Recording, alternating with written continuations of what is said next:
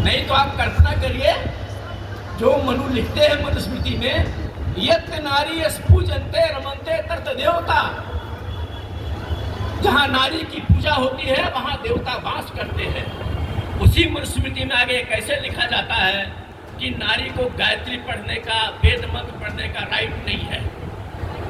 इसलिए अपने विवेक से हिंदू समाज को सोचना पड़ेगा कि हमारे धर्म क्या कहते हैं, हमारा धर्म कैसा है।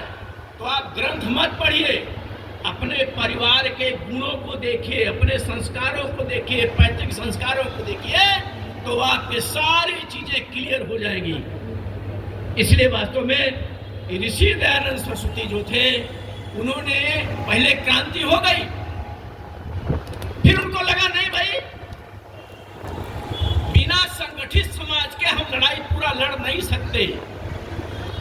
इसलिए स्वामी जी ने बाद में आर्य समाज की स्थापना किया। और आर्य समाज कैसा किया, तो 3 आर्य समाज का मैं वर्णन आपको बताता हूं। आर्य समाज की स्थापना मुंबई में हुई।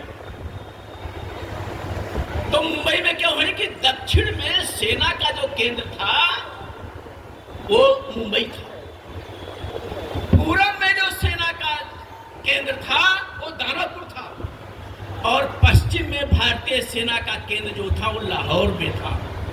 ऋषि दयानंद ने इन 3 स्थानों पर पहले आर्य समाज की स्थापना कराया। इसलिए वो केवल पूजा पाठ के लिए नहीं था आर्य समाज। हम सारे लोग आर्य समाजी हैं तो जानते होंगे किस लिए आर्य समाज था। तो दयानंद के दिमाग को, दयानंद के मन को, दयानंद की विद्वता को, दयानंद के आचार विचार को हम सारे लोगों को पढ़ने की आवश्यकता है।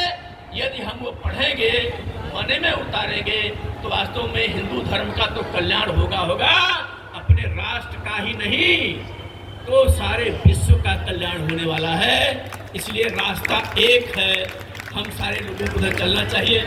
आपने हमें बुलाया और सम्मान दिया इतना, इसके लिए बहुत बहुत धन्यवाद। बहुत बहुत धन्यवाद। माननीय सूबेदार सिंह जी वरिष्ठ प्रचारक संघ के धर्म जागरण क्षेत्र के प्रमुख हैं। आपने बहुत ही सुंदर ऐतिहासिक तथ्यों को हमारे बीच में रखा कि महर्षि दयानंद वो पुरोधा थे, वो मनीषी थे, जो भारतीय स्वतंत्रता में अपना संपूर्ण योगदान दिया।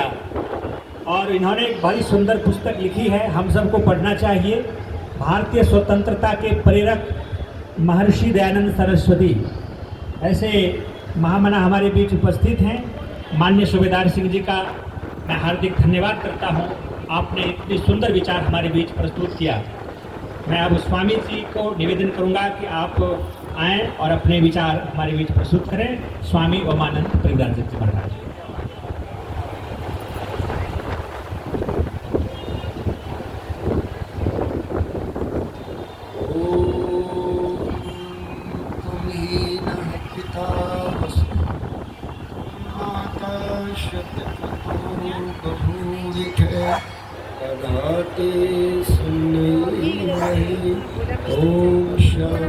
है कि जो भरा नहीं है भाव से, बहती जिसमें रसधार नहीं, वह हृदय नहीं पत्थर है जिसमें स्वदेश का प्यार नहीं। बंधुओं, राष्ट्रीय हमको यहाँ एकीकृत करने का एक संपूर्ण दायित्व और कर्तव्य है। अगर इसके पीछे कोई है तो ऋषिवर देव दयानंद है।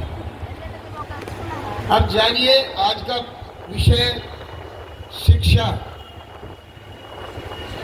शिक्षा क्या है, संस्कार क्या है, संस्कृति क्या है, तो पता लगता है कि राष्ट्र के मूल में, राष्ट्र की अवधारणा में अगर कोई शब्द पहले जोड़े जाए या उनका ध्यान किया जाए, अर्थ समझा जाए, तो निसंदेह वो शिक्षा, संस्कार और संस्कृति।